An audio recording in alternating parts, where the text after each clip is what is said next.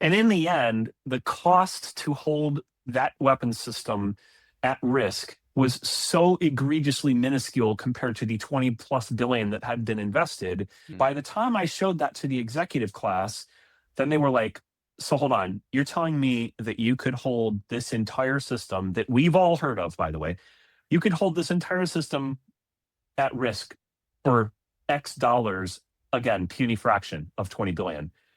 I'm like, yeah, absolutely. And you don't have to just trust me, because I asked people in the intelligence agencies if my analysis was correct, and I asked outsiders if my analysis was correct. Given roughly the vulnerabilities that I was seeing and the architectural designs, particularly, that led to these vulnerabilities being so extremely effective, an attack plan. And everyone concluded, yeah, that your estimates are about right. That is within a couple percent of the right number, assuming Chinese labor rates of what it would take to do this.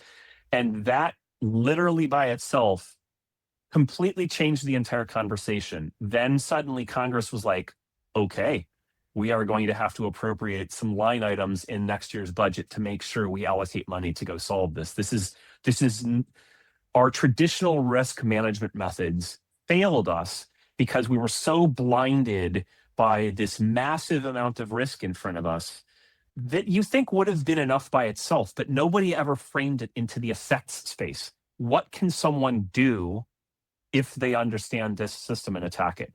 What can they achieve and how much does it cost? And the asymmetry of the cost of attack versus the cost to build and defend finally broke the dam and had people really thinking about the risk practically. Because